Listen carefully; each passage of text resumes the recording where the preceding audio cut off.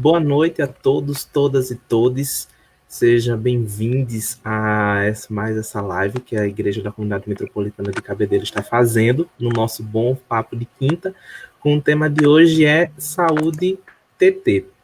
Está comigo hoje a Beatriz Duarte, da Astrapa, o Gabriel Herculano, do Petris, e o médico André Iacusan.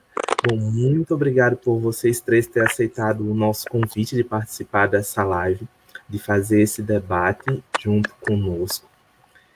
E vou pedir agora para que vocês façam as suas apresentações. Vou começar pelas damas. Beatriz.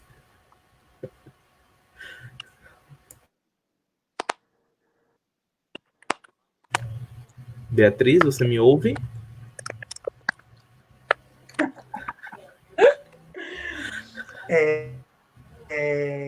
Meu nome é Ana Beatriz Duarte.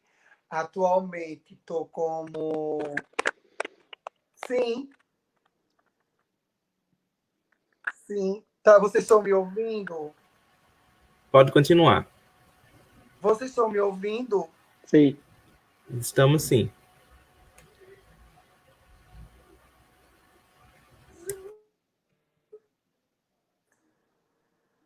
Vocês estão me ouvindo? Estamos, sim. Beatriz.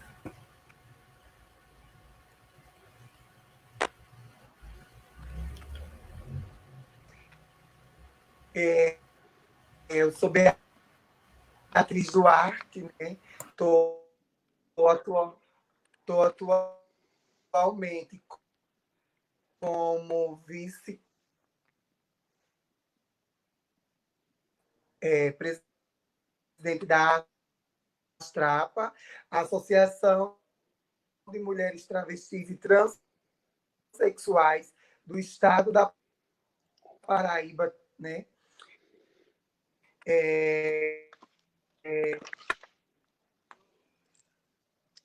Oi?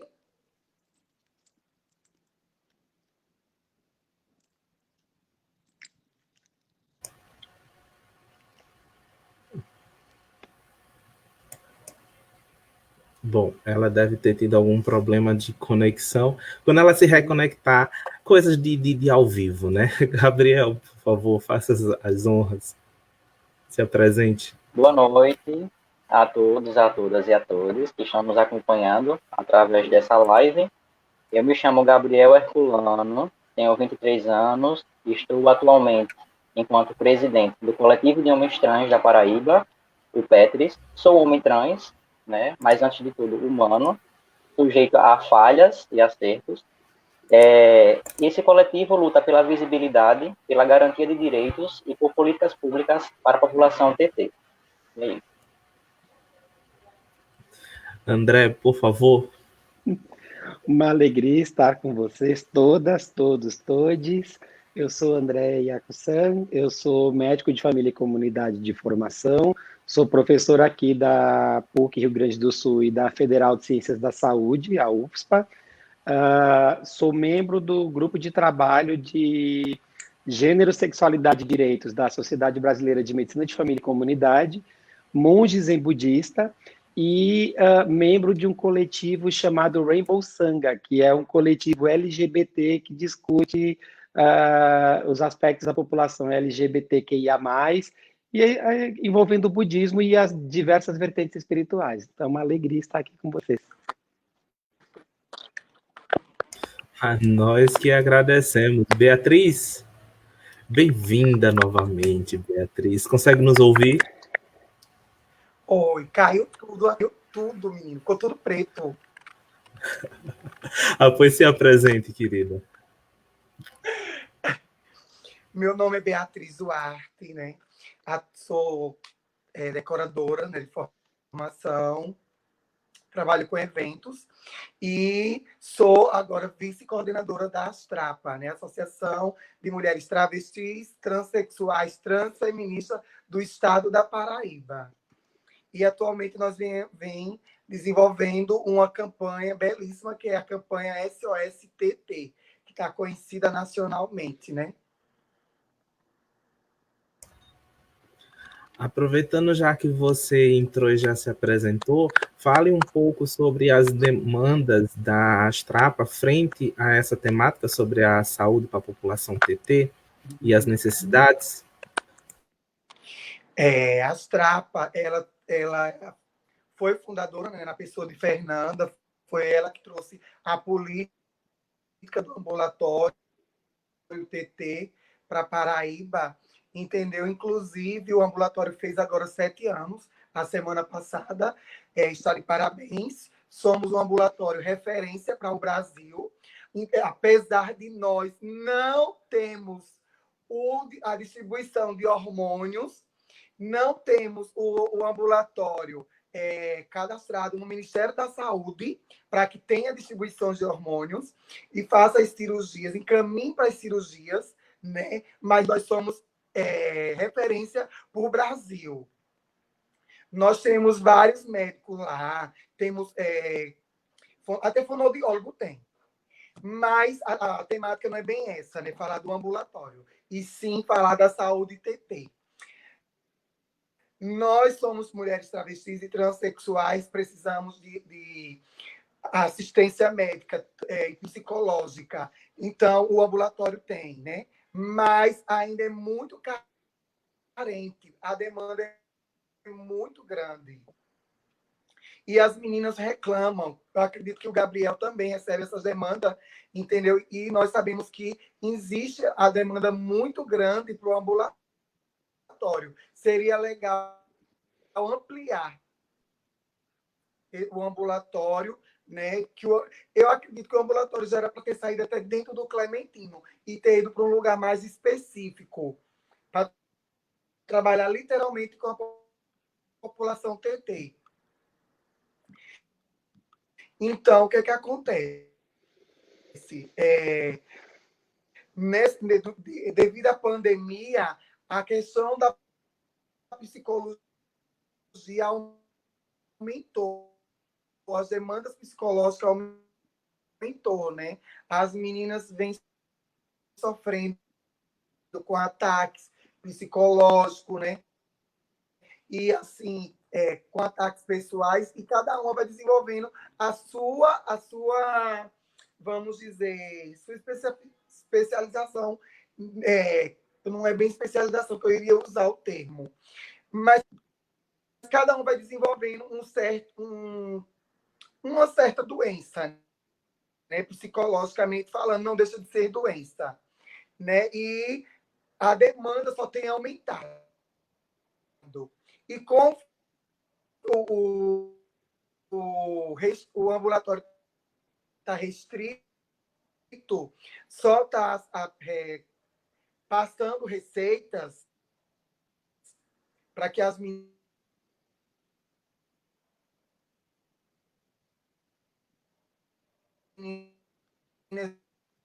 e os meninos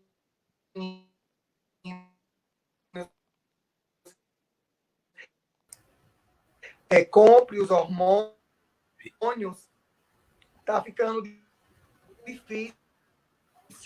As demandas estão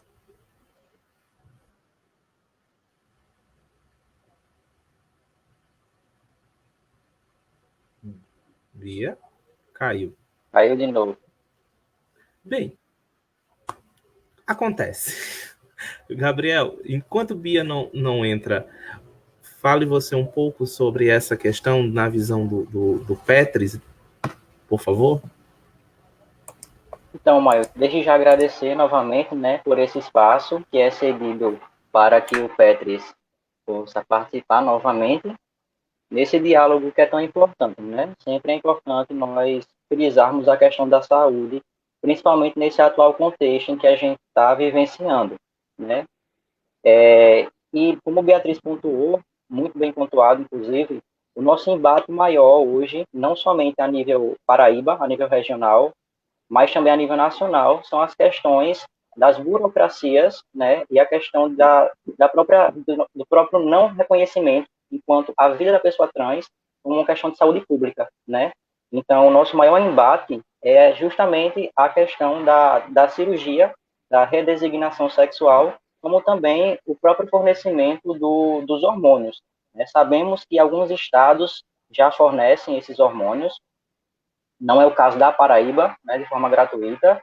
Sabemos também que alguns estados também já existe a lista de espera para que hajam as cirurgias, mas também não é uma realidade presente aqui e tão próxima, assim creio eu, né? Então, quando a gente fala de saúde, é um pouco delicado e complicado, porque a gente não fala somente de saúde física, mas a gente deve pensar numa saúde integral, sobretudo para a nossa população, né, de travestis e transexuais, porque o hormônio, as pessoas cis, heteronormativas, tendem a fazer a associação das pessoas transexuais e travestis apenas ao uso do hormônio. Isso não é uma regra, não é um manual, não tem um roteiro de como uma pessoa ser trans ou menos trans, ou deixar de ser trans, porque ela não faz uso do hormônio.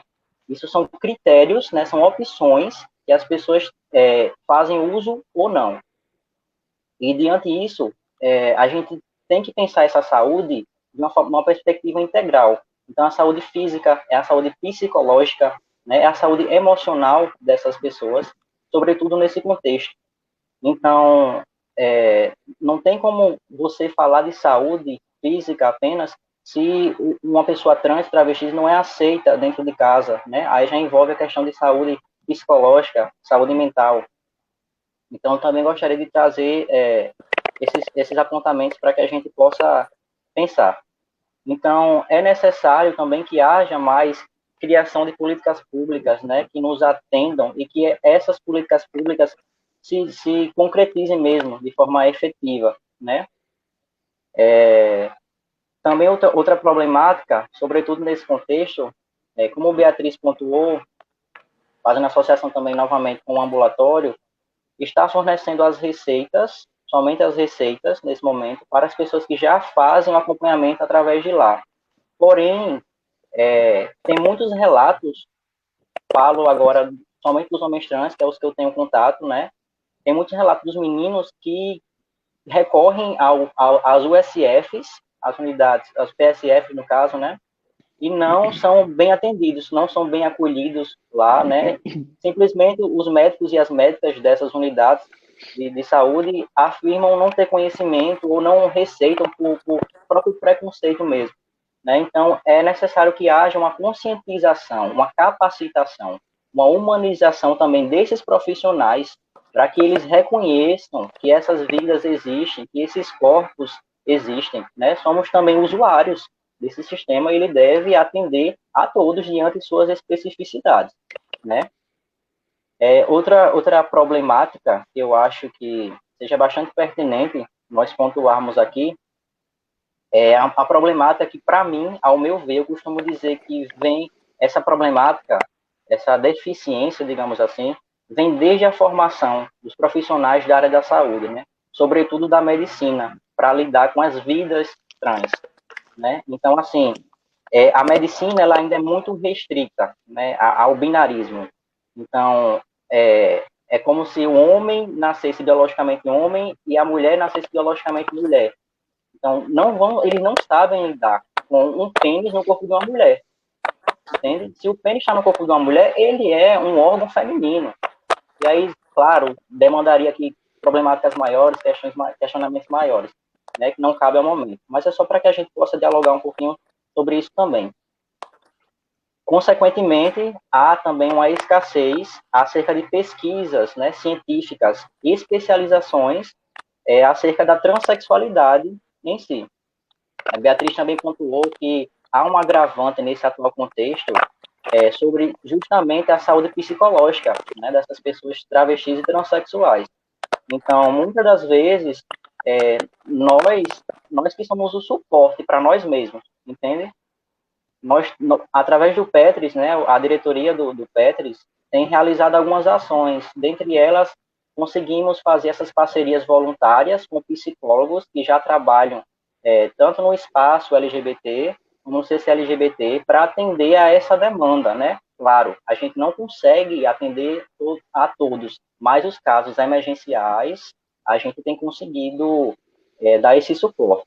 né? Como também outras ações que, posteriormente, se houver um espaço, eu posso estar mencionando também. E eu acho que é isso, né? Permeia por essas questões maiores.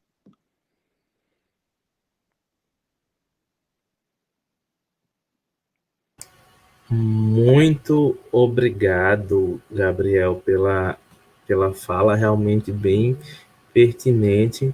Beatriz, já que você entrou, você quer concluir a sua fala? Sim, claro. Gente, eu não sei o que está acontecendo hoje. Fique à vontade, querida. A vez A é minha sua. internet está péssima, mas tudo bem. Vamos lá, continuando. Eu vou pegar um ponto, já que eu caí, né? Não sei como ficou aí a conversa, eu vou pegar um ponto do que Gabriel falou. Eu acho que a questão da humanização parte de dentro da academia, entendeu? Tem que vir de dentro da academia, porque os médicos que estão estudando, os acadêmicos, né, que estão lá estudando, eles não procuram, os professores não procuram humanizar os alunos, né? Principalmente quando se fala da população TT mesmo. E até eu posso até ampliar para a população LGBT.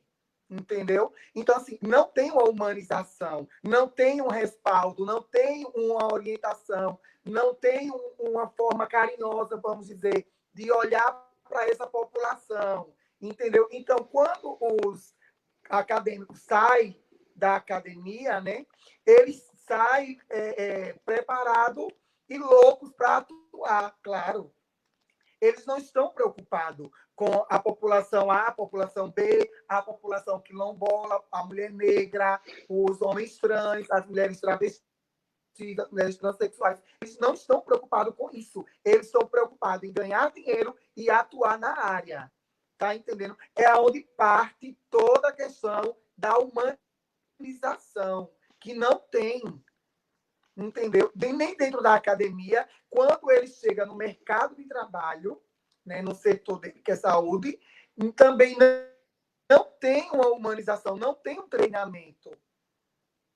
Aí onde vem a questão da falta do respeito, a questão da transfobia, do preconceito, que é uma coisa que não era para existir, principalmente quando se trata de saúde. Porque, independente de quem é o paciente, o médico faz um juramento para que salve vida. Tá entendendo? Não importa para ele quem seja o paciente, mas que ele venha salvar a vida, que ele venha dar atenção adequada para aquele paciente, tá entendendo? Então, o que acontece? Por faltar a humanização dentro da academia, faltar a humanização no mercado de trabalho, então as políticas públicas já passam daí, já saem daí de foco. Porque não existe política pública para a nossa população adequada. É muito pouca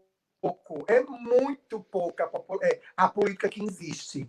Entendeu? Se faz necessário treinar não somente a pessoa que está na recepção, mas principalmente os médicos se especializarem na área. Tá entendendo? Porque a mulher travesti, ela é uma mulher, sim, mas os seus órgãos biológicos, infelizmente, coube a Deus fazer isso, né? Ela precisa de especializações que o homem trans não precisa. E o homem trans precisa de especializações que a mulher trans não precisa. E quando a gente parte para a busca de um médico desse, é muito difícil. Porque o médico não está preparado para atender uma mulher trans, nem um homem trans. Por falta de conhecimento, por falta de pesquisa, por falta de interesse, porque acham que é uma população que não vem dar lucros, vamos falar a realidade, entendeu?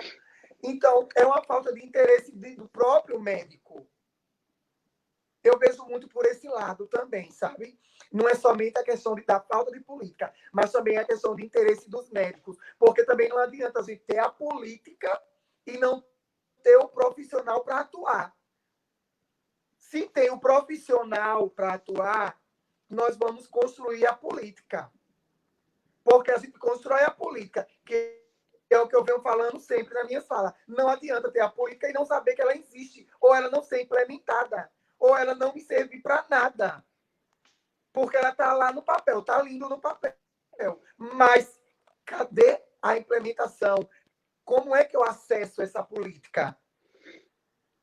Tá entendendo? Então, vai por esse viés também. Porque para construir a política é necessário ter o profissional. Porque não adianta ter a política e eu não vou ter. Como é que eu vou executar uma política se eu não tenho o profissional para executar? Não é assim? Então, os dois andam juntos. Então, eu acho que essa questão da humanização vem lá de dentro da academia mesmo, sabe? É uma questão realmente dos professores, das universidades procurarem humanizar, procurar especializar. Eu acho que deveria ser uma cadeia, não sei se é, eu nunca procurei saber, mas se não for, eu acho que deveria ser uma cadeia específica à população TT, porque é uma população, além de ser uma população carente, entendeu? Em todos os sentidos, é uma população que requer atenção. E nós somos humanos do mesmo jeito, como qualquer outra pessoa. Então, eu acho, fica aqui até a questão de um apelo para quem está dentro da academia, levar essa pauta para dentro das academias, entendeu? Para dentro das universidades, para que as pessoas procurem se especializar em saúde TT. Eu acho que eu falei demais, né, já? Eu acho que foi o suficiente para gerar bons debates. Não foi de mais, nem foi de menos. Não sei se o André vai concordar comigo. Muito obrigado, Beatriz, pela sua fala. Mais uma vez, riquíssima e de uma militância fenomenal. Bom, antes de passar a palavra para o André, eu vou colocar aqui a presença da Carole Fernandes, que está acompanhando e assistindo a live da gente. O próprio reverendo Williams. Minha namorada, viu? A sua namorada. Ah, por isso. Ela tinha que assistir e prestigiar. Um beijo, viu, meu amor? O próprio reverendo Williams, pastor da comunidade da gente. Peraí. Que, Beatriz? A Andréia falou que ia entrar também. Ela acabou de me perguntar aqui. Só que eu não tenho como responder, né? Ela disse que estava entrando. Tudo certo. O reverendo Williams, do pastor da igreja da gente, infelizmente não pôde estar aqui conosco por questão de trabalho, mas também está tentando acompanhar pelo fone de ouvido. Reverendo, um beijo.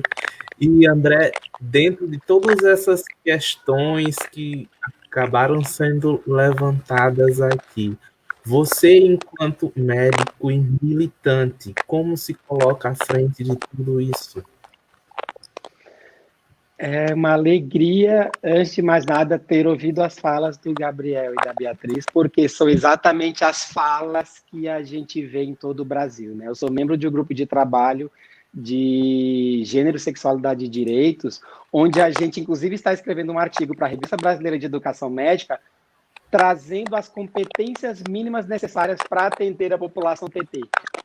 Porque não é só uma questão, a Beatriz falou de uma questão de disciplina, só que vai muito além. Quando a gente pega os princípios fundamentais do SUS, os princípios doutrinários, que são 3, quando a gente pensa em universalidade, equidade e integralidade, a universalidade já está dizendo tudo.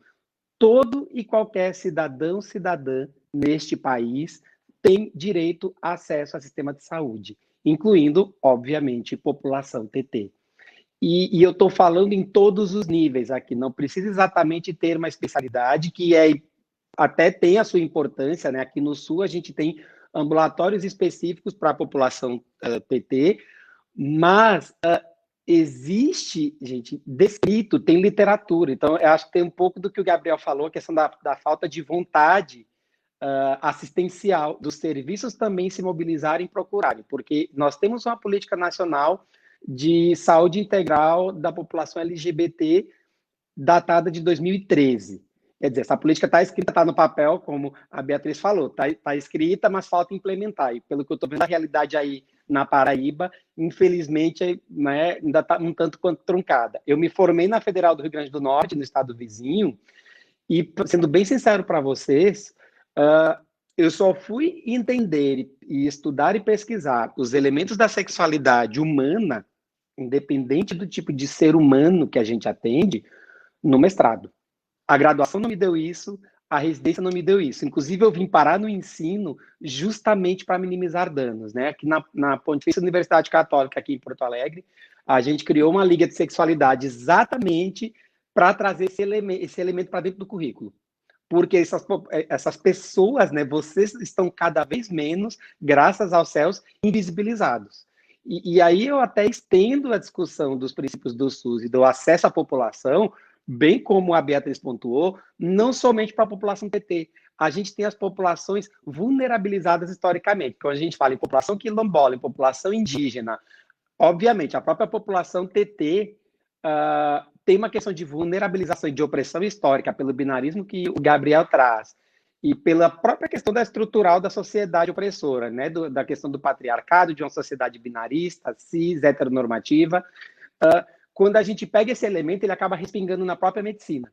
E a grande discussão, inclusive, que eu estou fazendo com o grupo de trabalho, né? A gente está levantando agora que competências são necessárias para ensinar sexualidade, porque existem quatro elementos que são importantíssimos quando a gente fala em sexualidade humana. A gente tem a expressão de gênero, que é exatamente o que a gente vê e de uma maneira muito intensa, vocês devem ter visto agora nos últimos dias, né, a discussão acerca de uma pessoa trans sendo protagonista numa campanha para o Dia dos Pais. Uma pessoa trans pode e deve ser pai, porque, né, a figura paterna é um elemento no núcleo familiar, independente do tipo de expressão de gênero. A expressão de gênero é algo que é muito mais intenso, muito extrapola os limites da própria medicina. A gente tem a questão da orientação sexual, que envolve, obviamente, população L, população G, né? E aí é uma questão dos afetos. A gente tem a questão da identidade, que é uma questão do indivíduo, né? Como o indivíduo ele se identifica. E tem a anatomia, que é a questão do sexo biológico, que foi o que a Beatriz pontuou. A medicina ficou, infelizmente, muito tempo presa na anatomia. Ela ficou muito presa ao sexo biológico binarista. E ela esqueceu desses outros elementos. Como a população TT vem sendo cada vez menos invisibilizada, né, vem sendo protagonista, pelo menos em alguns estados a gente vem percebendo um movimento, né, da população TT aparecendo, ela é usuária do SUS, ela é cidadã. Existe uma política nacional que em alguns estados não está implantada. Bom, a gente vai ter que fazer essa discussão, porque vocês estão aí. O que falta para o estado da Paraíba não implementar uma política que é nacional, que tomara que não seja revogada nesses tempos estranhos, né? O que falta para essa política ser implementada? O que falta para se ter uma capacitação? Então, talvez a gente vai ter que fazer várias reflexões. Eu acho que o elemento da academia é fundamental que vocês trazem, porque tem a questão da formação. Eu só fui conseguir isso no mestrado. Porque a graduação não me deu, a residência não me deu. A gente criou dentro da Sociedade Brasileira de Medicina de Família e Comunidade exatamente os grupos de trabalho de sexualidade para poder levar isso para a formação, tanto da graduação, do ensino da formação de um médico, como da residência médica enquanto especialidade. E a gente vem estabelecendo aí pontes com o pessoal da endocrinologia, da própria infectologia e um pouquinho da psiquiatria, porque tem uma discussão muito grande também ainda enquanto um papel muito patologizador da medicina. Né? A medicina ainda vem muito, ainda usando um termo que me incomoda muito, por exemplo, que é a questão da disforia de gênero. É um termo que me incomoda profundamente, se fala, isso é ensinado em graduação, e eu venho batendo de frente com isso, porque eu digo, gente, disforia de gênero quem cria a gente. A gente, através da sociedade opressora, é que a gente cria disforia na população TT.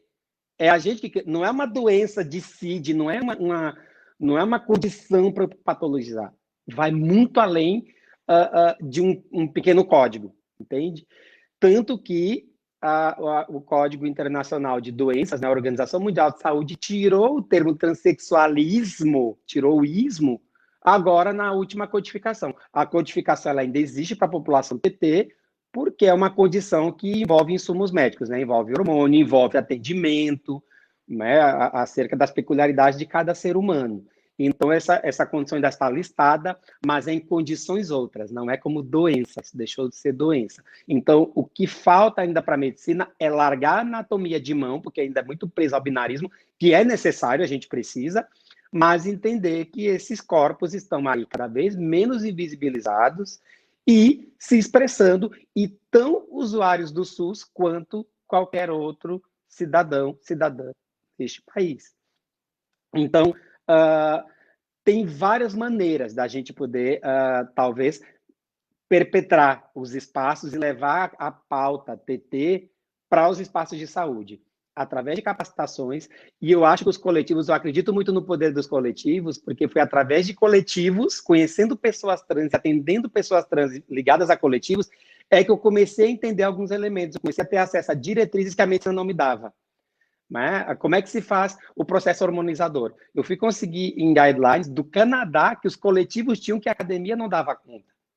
Então, a própria questão de pesquisa, né, que a Beatriz bem levantou, ainda está muito aquém. Então, tem 3 elementos na universidade, no ensino superior, que são fundamentais para a gente ter minimamente profissionais da saúde, médicos em especial, que é a provocação que vocês trazem, um pouco mais sensíveis e entendendo que essas pessoas estão aí, essas pessoas são passíveis de atendimento, independente da minha especialidade médica. A gente tem o ensino, que aí é a provocação que a Beatriz traz. A gente tem que ter uma disciplina, não tem. Na minha realidade aqui, Beatriz, eu dou aula em 2 universidades, uma pública e numa privada. Eu não tenho disciplinas, mas eu morro de vontade de construir uma. Mas eu tenho várias aulas. E sempre que eu posso, eu estou cercado de livros aqui na minha volta, sempre que eu posso, em questões de prova, em discussões de casos clínicos, eu trago pessoas trans, travestis, transgêneros, exatamente para que eles saibam que essas pessoas estão aí. E eu atendo, no meu dia a dia, eu tenho história para contar das minhas queridas pacientes trans, dos meus queridos pacientes trans que eu atendo. Essas pessoas estão cada vez menos invisíveis. Então, a gente tem o ensino como uma possibilidade, a gente tem a pesquisa, que é o que a Beatriz traz, e a gente tem o terceiro elemento, que aí acho que é a provocação que eu vou trazer mais para a realidade da Paraíba, que eu não sei bem como é que está a Paraíba de 2020, né? Que é o espaço de extensão. Talvez aí pensar em parcerias de coletivos com projetos de extensão das universidades.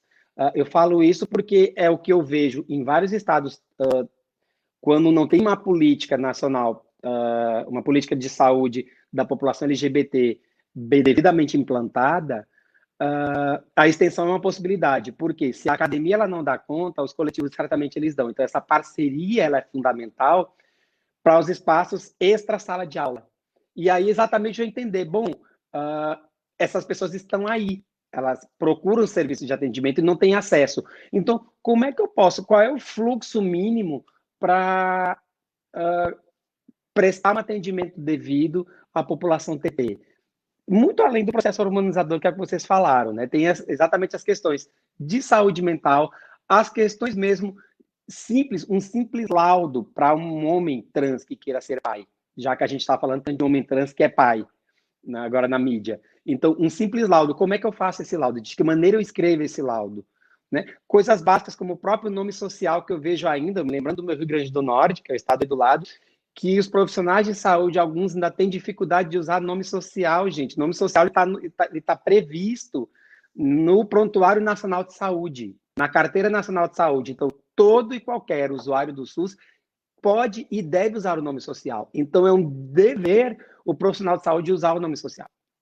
É um dever, que é uma coisa básica. Então, eu vejo a extensão como uma possibilidade aí, seja para capacitar os profissionais da rede, seja para tentar implementar em municípios que não têm a política de atenção integral à saúde da população LGBT, seja pelas parcerias entre os coletivos, né, as associações locais de população TT e os espaços de academia, porque existe uma coisa na medicina chamada liga acadêmica, e as ligas acadêmicas, elas fazem isso de alguma forma, essa discussão, né, principalmente as ligas de sexualidade.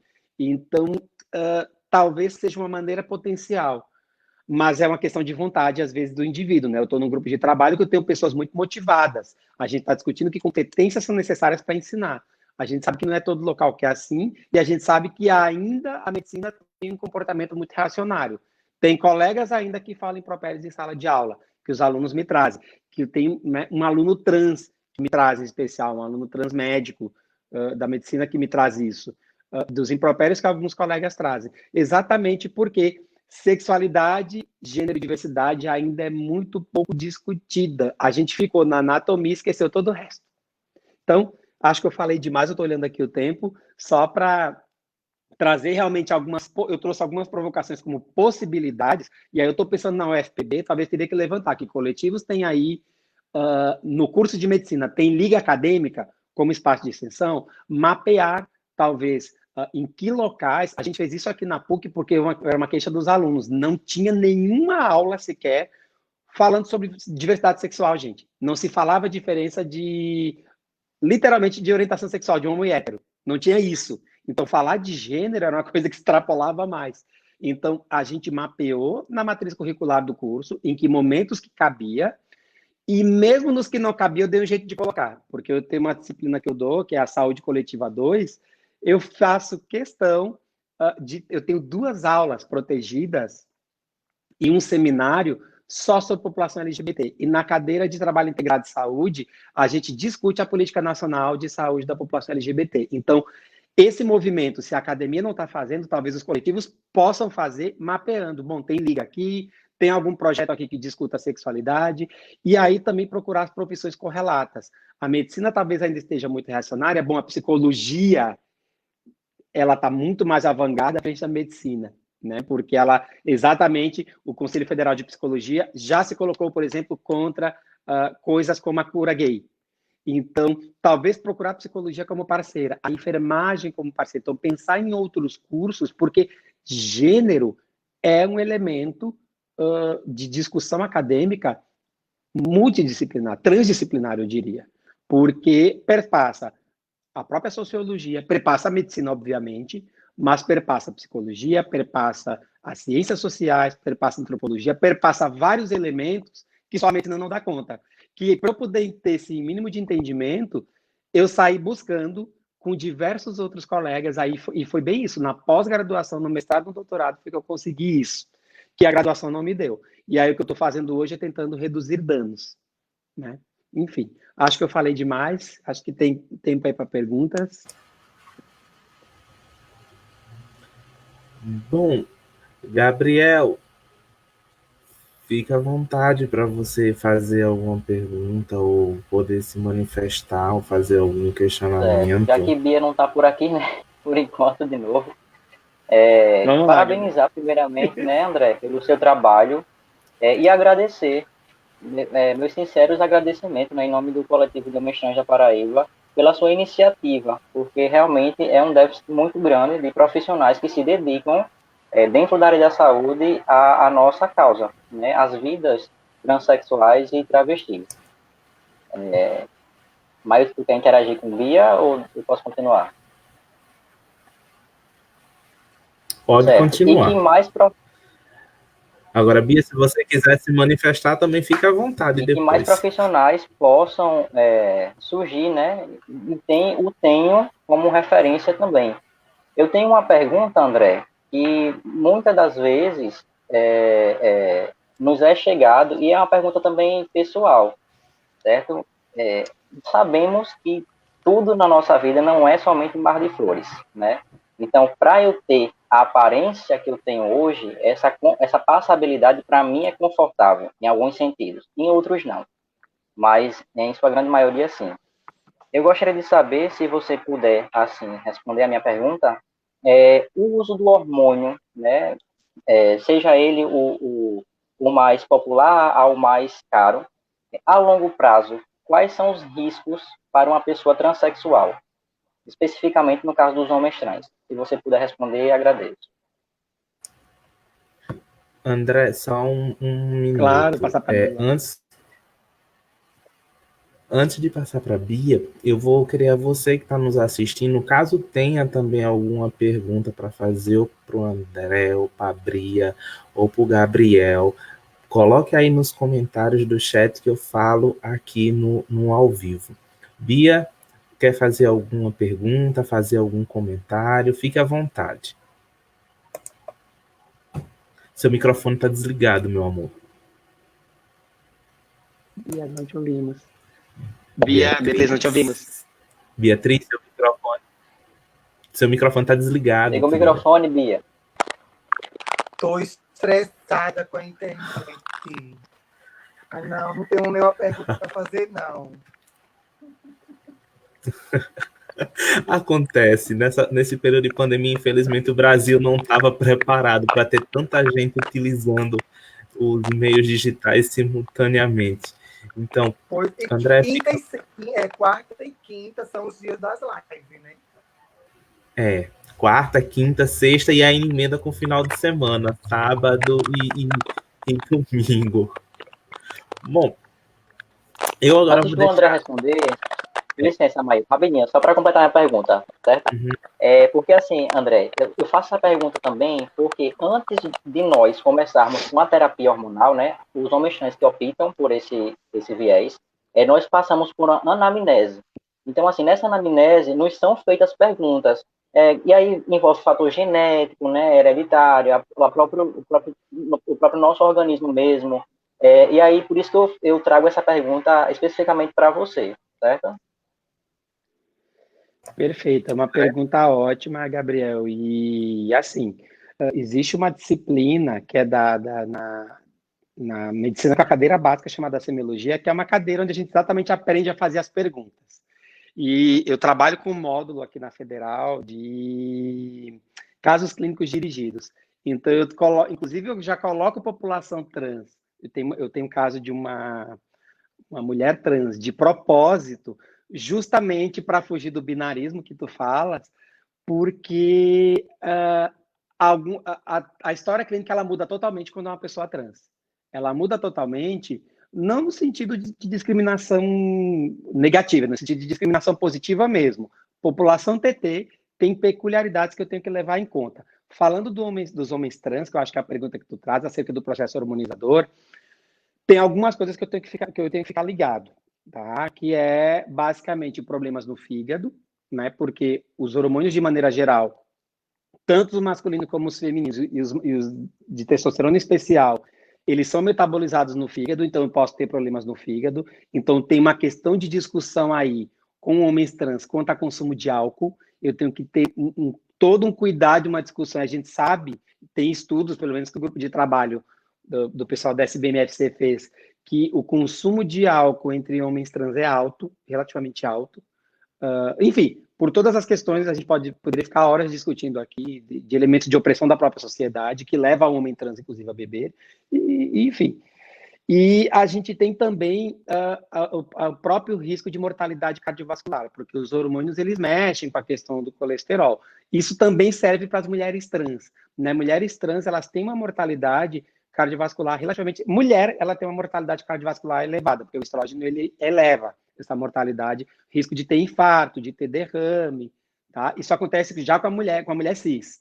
E com a mulher trans, enfim, acabaria não sendo muito diferente. Então, essas perguntas e esse checklist até de exames, eu tenho que levar em conta quando eu vou avaliar, inclusive ajustar a dose de uma pessoa trans, porque eu já tive que fazer isso. O que eu mais pego em consultório, até para vocês saberem, quando eu atendo pessoas trans.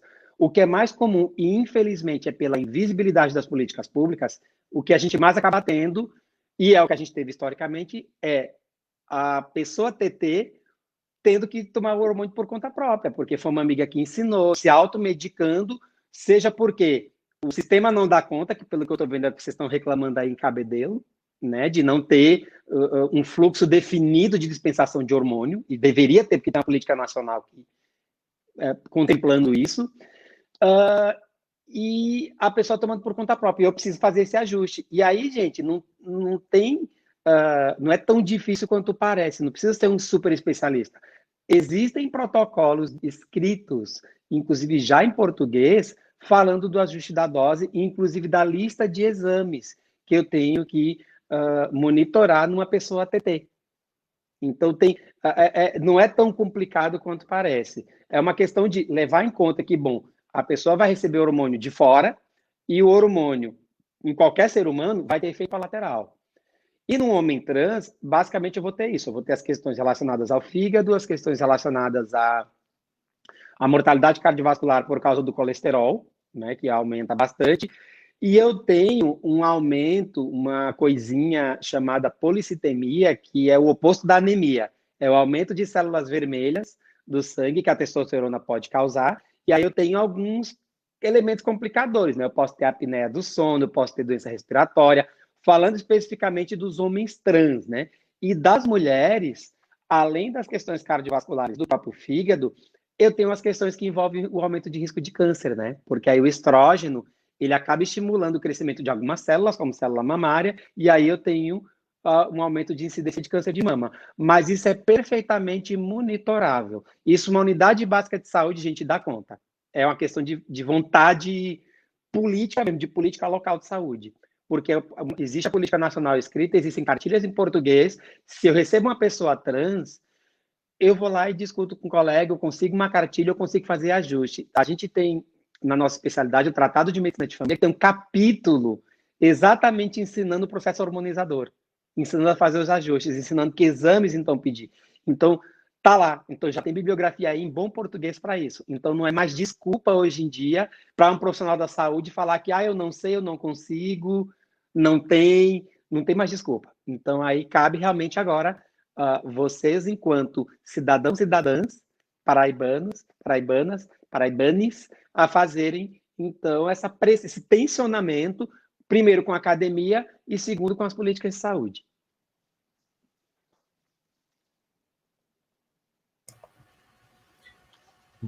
Respondido, Gabriel, a sua pergunta. Respondidíssimo. Inclusive, eu poderia passar a noite aqui conversando com você, mas eu sei que é limitado. É só para pontuar realmente, André, essa questão da hemoglobina, eu senti uma diferença muito grande, né? Porque, assim, antes de eu começar com o processo de terapia hormonal, a minha hemoglobina era baixíssima. Eu tinha até uma tendência a ter anemia. E agora dá 15, 16. Então, realmente dá uma potencializada. A questão também da genética, André, influencia nesse sentido ou não? Das tendências a desenvolver é uma ótima alguns pergunta. problemas. Sim, porque existe, aí no Nordeste não tem tanto, aqui para o Sul tem mais, uma doença chamada policitemia vera, que é uma pessoa que já tem uma tendência normal a ter mais célula vermelha que o normal. Então, e é bem genético isso, é herança bem familiar. E aí, na hora de eu fazer o processo hormonizador no homem trans, eu tenho que estar muito ligado em monitorar, talvez até com ajuste da dose do hormônio e até mesmo com a medida extrema da polissemia, que é a sangria.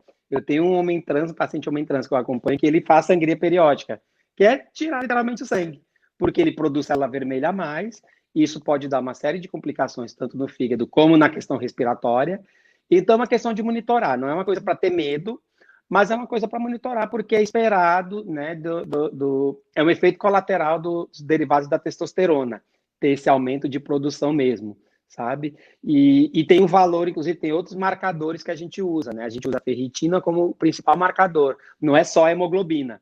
A gente tem a ferritina como principal marcador aí, inclusive para dizer que horas eu tenho que fazer sangria ou não. Porque até uma ferritina de 1.000 a gente dá um desconto, a gente consegue ir cuidando. Né? Eu tenho um homem trans que eu acompanho que gira em torno de 600, ali 700 ele fica bem.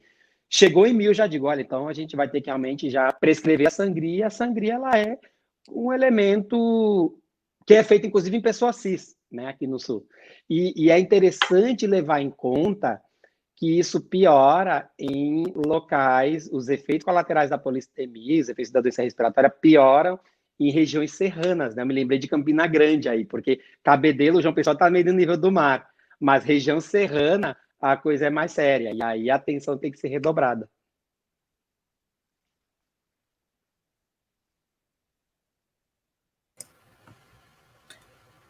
Aí eu agora vou fazer, na verdade, uma pergunta para você, Gabriel.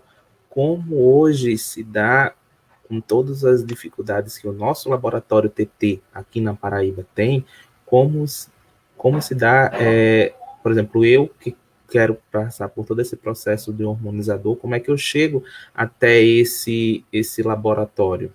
para fazer todo o tratamento. Certo. Lembrando que o ambulatório TT, ele é anexo ao Hospital Clementino Fraga, né, que é o hospital a referência de doenças infecto-contagiosas. Só que o primeiro acesso não é diretamente através do ambulatório. Para as pessoas que queiram, optem por começar com acompanhamento não somente hormonal, mas psicológico, psiquiátrico, como Beatriz bem pontuou, né, uma série de acompanhamentos destinados a essa população aqui da Paraíba, através do espaço LGBT, e precisamos pegar um encaminhamento, né, através desse encaminhamento que é direcionado ao ambulatório, e assim tem uma série de burocraciazinhas, né, para dar início a esse processo. E aí passa por uma reunião com os profissionais para entender o que é que vai acontecer, né, com as pessoas que optam por começar com essa terapia hormonal, para conhecer os profissionais e etc. Você quer completar, Bia?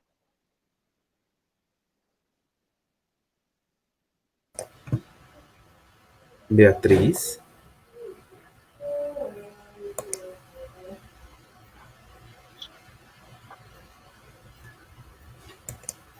Bem, não, ela realmente, a internet dela hoje realmente não está muito amiga. Acontece. Bom, nós já vamos em 50 minutos de live. Se vocês quiserem fazer as suas considerações finais, fiquem à vontade, Gabriel. André, você gostaria de começar? Eu passo a bola para você. Eu agradeço. Tá bem, tudo bem. Bom, realmente eu gostaria muito de agradecer, né, a vocês. Então, sigam firmes aí, realmente fazendo os movimentos necessários, né? Porque, na verdade, vocês não estão pedindo nada mais, nada menos do que o simples direito de acesso à saúde. Vocês não estão pedindo nada mais. Não é nenhum privilégio, não é nada extra que está sendo pedido, mais do que o mínimo previsto em lei. Então, sigam firmes aí, né? Gostaria muito de agradecer, é uma alegria poder estar aqui, ainda mais porque eu estive internado, né? Quase, por pouco eu não estaria na live, eu acabei adoecendo, eu tive uma hipertensão intracraniana e acabei sendo diagnosticado com Covid, estou agora me recuperando.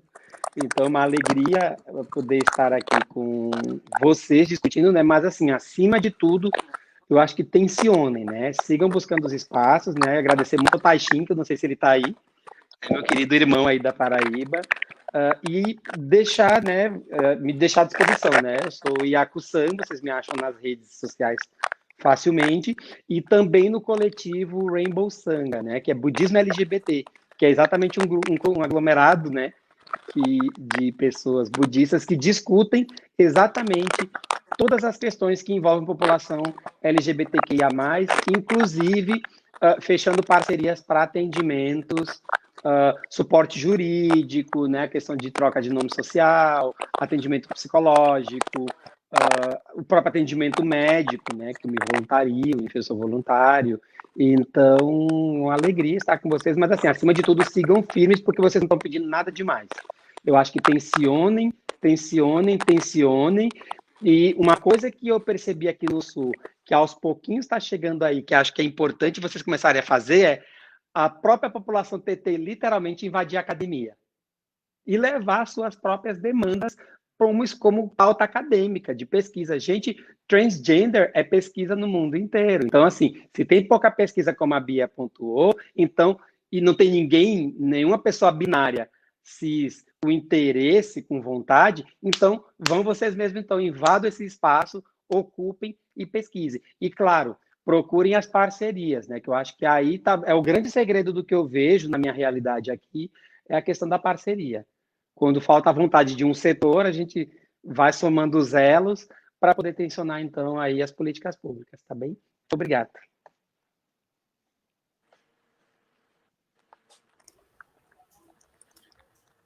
Beatriz, você quer fazer suas considerações finais? Fique à vontade. Se eu conseguir, né? Porque essa internet hoje tirou onda com minha cara. Desde já eu quero agradecer o convite, certo? deixo aberto aqui para que vocês vá conhecer a série da Astrapa. E vamos aí, né? Vamos para a luta, né, Gabriel? Vamos para a luta, vamos ver o que a gente consegue construir a mais do que já temos.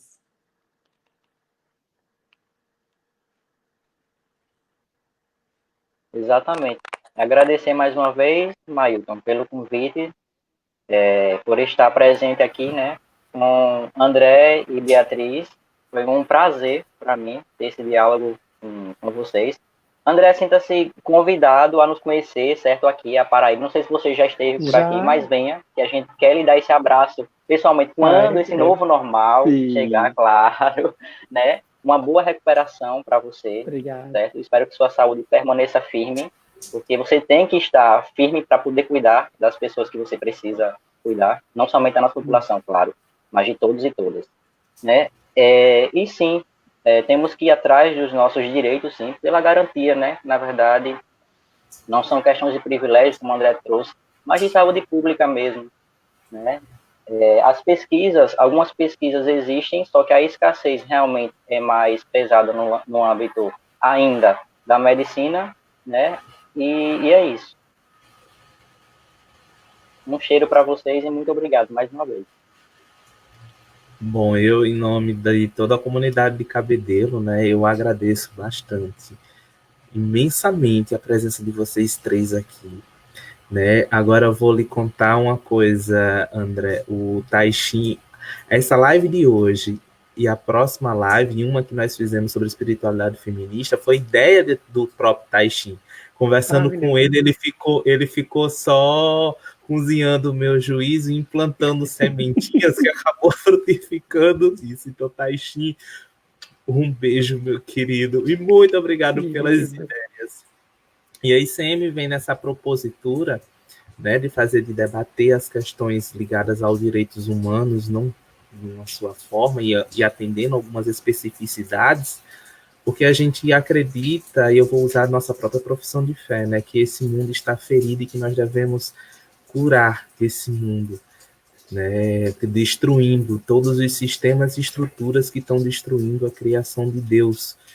E o humano também faz parte de tudo isso. Então, destruir todos os preconceitos, destruir todos esses muros e construir pontes que nos unam e nos façam ver um ao outro enquanto humanos é o nosso principal objetivo. Então, eu agradeço imensamente vocês três por ter aceitado o convite. Eu vou reforçar tanto a Beatriz quanto ao Gabriel. A igreja está aberta para o diálogo e parceria, tanto com a Astrapa, tanto com o Petris. Também vou colocar a igreja à disposição da Rainbow Sangha, que eu tenho acompanhado, virei um seguidor fiel das lives pelo Facebook. Então, deixo toda a ICM também à disposição para a gente gerar o debate. E a reverenda Alexia é da ICM também, lá de São Paulo, de Mairiporã, que vai participar de lives com vocês sobre a questão da população TT. E a você que nos assiste, muito obrigado por ter acompanhado a gente até agora, por ter comentado e beijos e abraços.